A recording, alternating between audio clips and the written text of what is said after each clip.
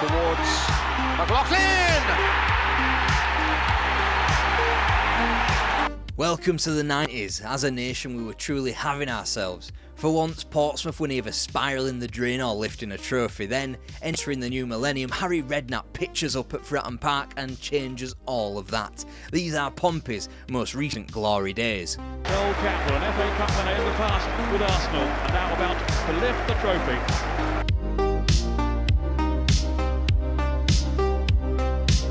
Wembley had been a mere 6 minutes away, then just penalty kicks away 8 days later, but the result was still the same. Portsmouth nearly won the FA Cup and they wouldn't get a better chance to end a nearly century-long hoodoo, or so we thought. Stick around until the end, big boy. Anyway, Portsmouth shot off into the Premier League age with a rocket wedged up their arse, but they just traded Martin Cool, John Beresford and Darren Anderton for the aged Paul Walsh. Their big hope up front was Guy Whittingham, who had just top scored for the club but had disappointed, scoring just 11 league goals in the 91-92 campaign.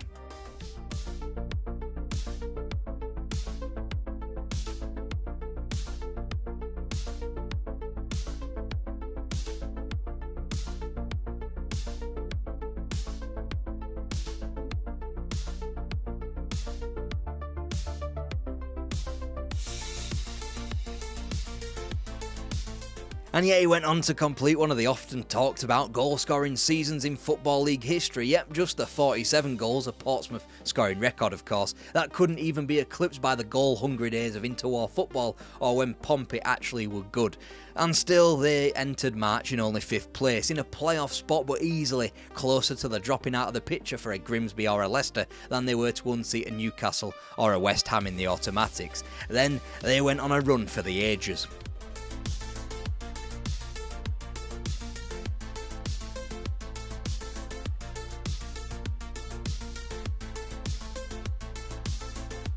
"11 wins, 1 draw, from the playoff furniture to top of the league with fate nestled firmly in their own hands for automatic promotion. 2 games to go, what could go wrong? Well, they could go up to Sunderland and get slapped 4-1, the goal difference swing enough to take West Ham just 5 goals ahead of them ahead of the final day. From then on in, the hammers weren't for moving despite Pompey's win against Grimsby, and so it was to the playoffs for the first time in club history.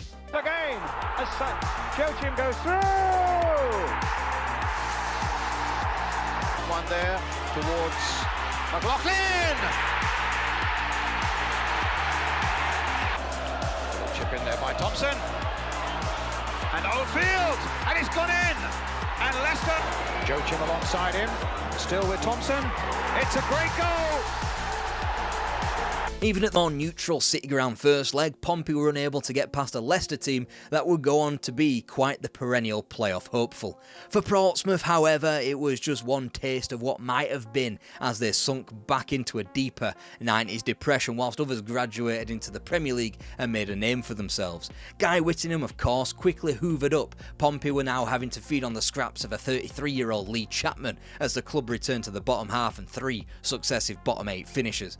Jim Gregory's failing health lent itself to a boardroom revolution. Just nobody thought it would be spearheaded by the outgoing England manager Terry Venables. Entering the gig of director of football with an option to buy the club despite a recent shaky financial history, Venables' stock was no higher than in the summer of '96. He found Terry Fenwick working underneath him as his manager at Fratton Park. Venables' reputation gave him the power to bring in star names such as well fucking nobody really. Instead, he was well positioned to help the club conform to the Taylor report before deciding he could juggle the Australia job on the side.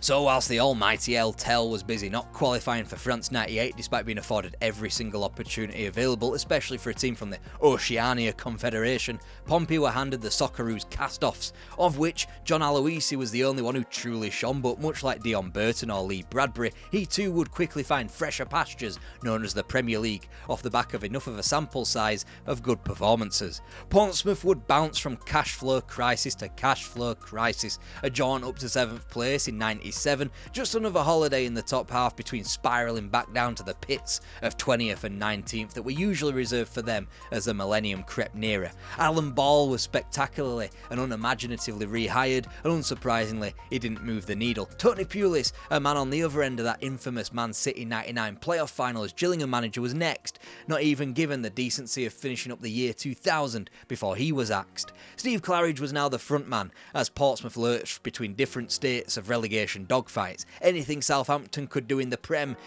Portsmouth could do in Division 1.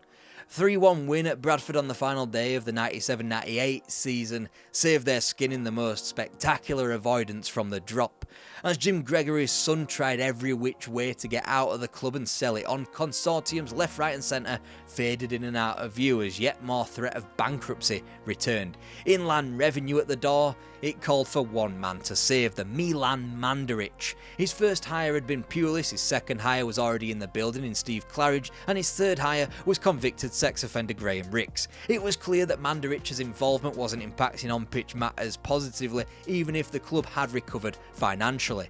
And whilst names like Linvoy Primus, Nigel Quashie and Peter Crouch all came into Fratton Park, the 2001-2 season was just another of the Portsmouth bottle, dormant bottom half football in the second tier.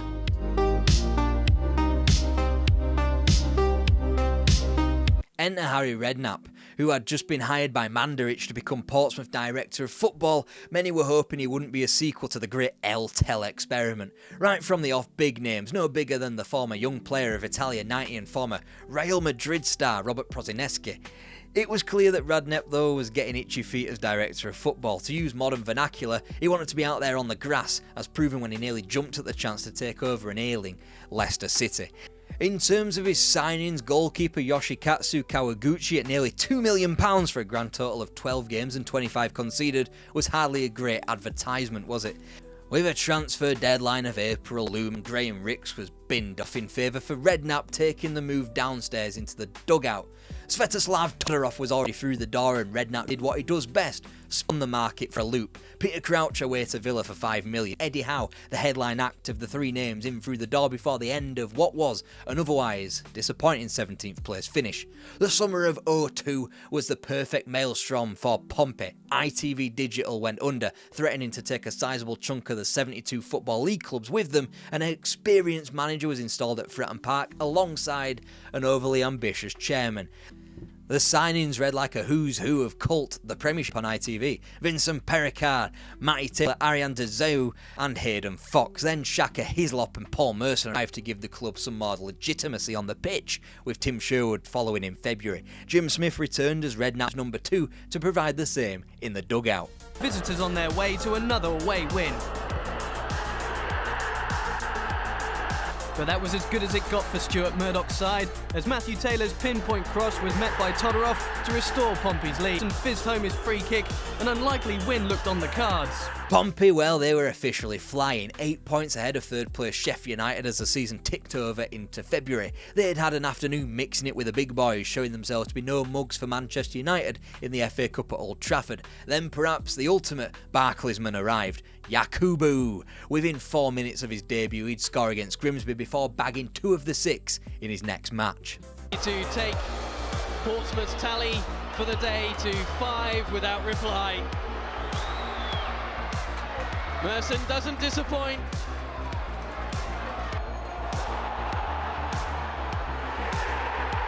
Yakubu netted in the 57th to make it 1-0.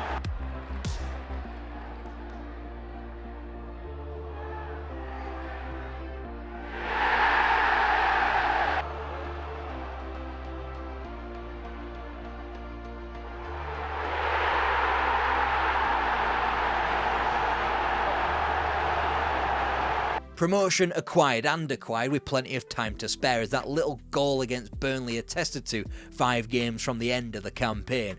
Pompey were back into the big time after a generation away, but the whole landscape had changed. Whilst Paul Merson wouldn't be retained, you just knew that Harry had a few pearls up his sleeve, and they went by the names of Teddy Sheringham and Patrick Berger, with ample top-level experience between them. Then there was the near £2 million splurged on Dejan Stefanovic, as well as Andy Fair. Of course, Redknapp didn't get all of his targets as Matty Holland and Paolo Di Canio slipped away, but Alexis Smirtin's loan from Chelsea completed the summer business. Patrick Berger released Yakubu. The Nigerian shot was blocked, and there was Sheringham, stole a show. Yakubu racing through the City backline to open the scoring and silence the blue cap by a stunning second-half show. Big Sam had said his side would show the Blues what Premiership life was all about, but it was Harry's boys doing the talking on the field as Teddy Sheringham... Yep, that's Pompey with 7 points after a 3-game spell in the Premier League against good teams as well. Serviceable Aston Villa, a Bolton unit under Sam Allardyce who were destined for Europe, and a Man City team who were half decent on their day too. The honeymoon was never bound to last all that long, but it did extend to mid-September's visit of Highbury, and a 5-match unbeaten run completed with a draw at the home of the would-be Invincibles. Pompey would be one of just 2 teams not to be beaten by Arsenal in the league all season. Okay, just forget about that 5-1 pounding they handed to Redknapp and his men in the FA Cup in March, and let's move on.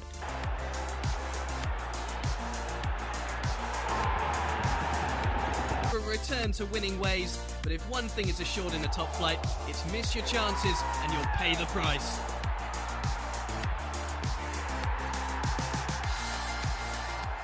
But before then, form had sagged so much that Redknapp had cancelled Christmas. Even in and amongst this, there were famous victories against Liverpool and Leeds in front of the Fratton end. The next on his streak was a Patrick Berger endorsed triumph against Spurs on Boxing Day. It was a result that had Pompey out of the drop zone and above much more established teams like the ones that you're seeing on screen now. A point a game would likely be enough, so with the 20 games that remained, more of the same please.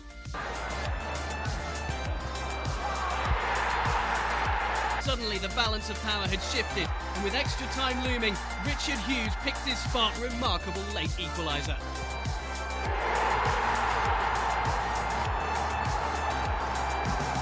It had taken until the depths of March, but finally Pompey had their first away win in the Premier League. In fact, their 4-3 defeat at White Hart Lane served to double their goal tally on the road, this in a match that was played in February. Still, Lamana Loa had joined Eyal Berkovic in January. The Newcastle loanee would have the abiding memory of the two at Fratton Park when he scored late at home against his parent club, thanks to Newcastle allowing him to play. For a club that would wind up being 4 points away from Champions League football, it arguably proved vital. Up until the derby win in front of their own on March 21st, Portsmouth occupied the drop. The South Coast bragging rights must have stirred something deep inside the Pompey boys, as they would lose just one of their last 10 matches, inclusive of a win over the reigning champions and another point against those that would receive the only golden trophy in Premier League history. 13th place was probably just about right for a resting place. And naturally, when something proves too good to be true, it usually is. It turned out Harry Redknapp was already on the back nine when Milan Mandaric made it crystal clear that he saw Portsmouth without Jim Smith in it. By November, both Smith and Redknapp were gone. Quasi, stone crosses. It's an own goal by Popovich again. It happened to him up at middle. And I had to fit that little belter in there somewhere, didn't I? Good old Tony Popovich tried to convince FIFA to hand out a Puskas award for own goals. Some say he's still waiting by that phone. Either way, it represented a quarter of Pompey's league wins before the managerial change when the nation collectively whispered, "Who the fuck is that?" when Redknapp's successor was announced. The closest link between Velimir Zajic and Harry Redknapp was that Zajic once replaced Zlatko Kranjčar as Dynamo Zagreb manager in the 90s, Kranjčar naturally being the other father of Niko Kranjčar, after Redknapp of course. So how did Zajic get on? Chance maybe for Everton. Away by Taylor. Not too far. Osman!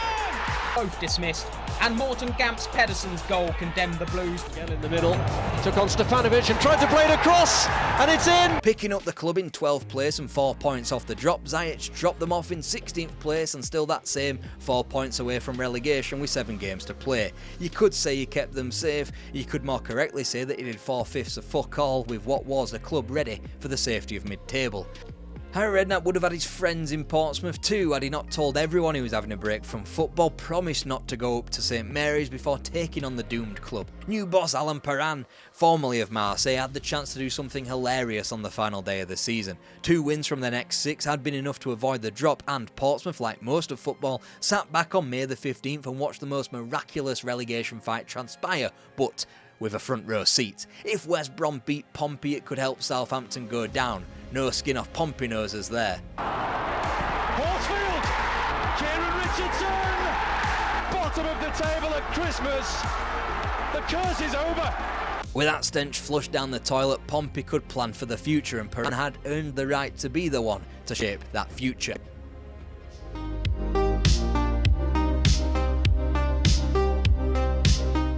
Only life's never that simple, is it? By November, Alan Perrin had presided over a smouldering wreckage of a football club. Only goal difference away from the relegation zone, but with enough time to turn it around, he was gone. Laurent Robert, he'd been a walking disaster. Yakubu, he'd been sold to Middlesbrough. And Milan Mandaric, he'd been unable to get his first choice through the door. Sheffield United's Neil Warnock was not leaving Bramall Lane. £225,000 was a sum needed to bring Harry Redknapp back from Southampton. By the end of the year, the club were beneath the dotted line and looking at an uneasy alliance with Alexandre Gaydamak, who promised to prop the club up financially. 2 problems: he was only 30 and his dad was by all means a bit of a wrong 'un and wanted for money laundering charges. Nonetheless, Redknapp oversaw a January shake-up, Robert was binned off, Spurs were plundered for Sean Davies, Pedro Mendes and Noe Pamaro in what I'd call a triple swoop if I was a red top tabloid. Not to mention Ben Jarney, who completed a brilliant foursome. Continued his run. Downstairs, didn't get there, and it's been headed in by Yuri Yalasik. And Birmingham City, having twice survived scares, have gone in front in the 5th minute. We waited and waited and waited and waited and waited a bit longer for that magic switch, but it wasn't being switched on. If anything, Pompey had gotten worse, taking just 1 point from their first 8 matches of 2006. With an 8-point deficit to West Brom of all teams, phrases like Great Escape were being used. 10 matches remained, and Portsmouth simply had to start winning. Mount won that well. Pedro Mendes. Goal! Mendes. Still Pedro Mendes. Oh! Sean Davis notched his first league goal for the club by bundling home Brian Presker's cross. Failed to clear Ben Jarney's cross, leaving Gary O'Neill with the opportunity to score. A week off for a postponement didn't derail Pompey one bit as they returned to action on April the 1st and made fools out of Fulham before adding 5 more points across 3 more matches against Blackburn, Arsenal and Borough, all at home. The Great Escape was looking probable. Now with 4 matches remaining, they held a 3-point advantage over Birmingham. A win against Wigan 2 weeks later confirmed Pompey's place in the top division for a 4th successive campaign. If I give you names of Glenn Johnson, Sol Campbell, David James, Nwankwo Kanu, Nico Kranjčar and Loren in the 2000s and asked you what type of team they'd be signing for, you'd categorically mention one with European aspirations. They'd all been coaxed onto the South Coast, and that calibre of player, combined with Harry Redknapp in the dugout, just about made them a team aspiring for the continent. As Thompson puts his cross into the box, did here, Portsmouth have another goal! Stands over this Portsmouth corner. Plenty of options. Primus back post! And Portsmouth lead here. Beautiful pass for Colin. Not even a BBC Panorama investigation into Harry Redknapp's involvement in football corruption could stop the Pompey Chimes as they made their home in the top half. Not even Milan Mandaric's resignation as chairman in the same month halted their progress. Once an umpteenth new stadium plan was filed into the best seen for believed category, Portsmouth's form was reality. And entering the final day, Pompey were in 9th but still had an outside chance of qualifying for Europe. A win over Arsenal and drop point for both Bolton and Reading would do it. Got a deflection, Poon right behind it, built it, and it's in eventually, by to the assistant. Graham Poll goes across to the far side, has a word while with the ball in here, comes off Poon. Kranjčar put it in, he thought he'd scored. It wasn't anything that Pompey did as to why they were barred from Europe and 7th, but from 3-card brag himself, Graham Poll. It says a lot that Portsmouth could be pissed off with their best finish in 1955. Redknapp was not wasting any time in the summer of '07. Sylvain Distin and Herman Hreiderson strengthening the defence, Papa Bouba Diop, Sully Ali Muntari and John Utaka adding legs in midfield and out wide, whilst David Nugent added strength in depth up front. Such was their progress that The Guardian lumped them on to finish 7th in their season preview. The upcoming 2007-8 campaign, outside of Harry Redknapp's arrest in November, would be known for two things on the pitch. First, there was this. Benjani scampers into the centre, there he is! And he scored! The run by the Zimbabwean, Benjani! What a goal! Oh, Rosinia! And Kitson! And Hunt! Baines and Kitson has knocked it past him. And Kitson! Oh, what a... Ryderson's in the centre here! Oh, it's out against James. Oh, brilliant stop! This is Benjani on a hat-trick! Benjani! Straight to Davis again. They're queuing up in the middle. Crunchers there! Royal beating to the ball. Harper! It's worth a go. Oh, deflection. Marcus Hanneman. And they're in 7th heaven. Comes to Shorey. Oh, deflected in. Portsmouth improved in every metric from one position to numerous points, but still within a whisker of qualifying for Europe. Redknapp was busy rejecting a job as lofty as Newcastle United to remain at Fratton Park. That's a testament to the job that he was in the middle of. Jermaine Defoe was yet another cog in the Pompey wheel to play with on the back end of the 07-08 season, and now the second thing that Pompey became renowned for in this campaign revealed itself.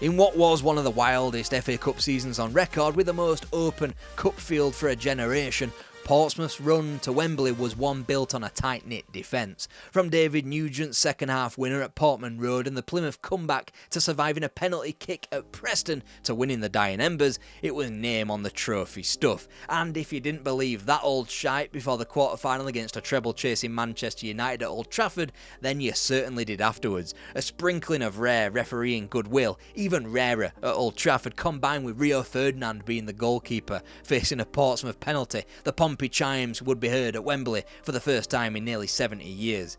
As the only Premier League representative, there was to be no finer chance for Pompey to win the cup. Canu with the winner against West Brom. Another championship team in Cardiff were next. 90 minutes separated Portsmouth from immortality.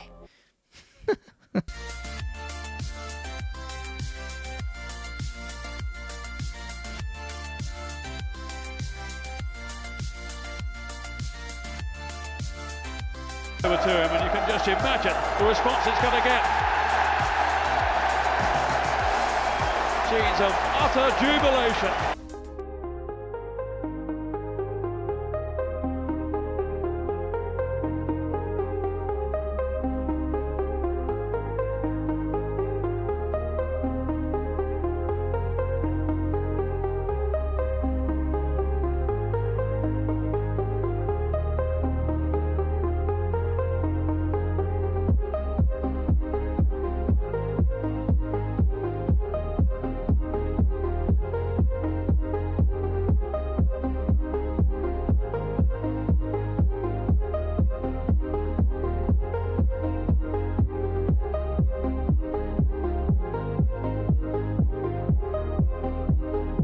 On our tour of British football, Southampton comes next. As a Pompey fan, I can understand if you don't want to stick around for that one, but there's plenty of videos here to tide you over.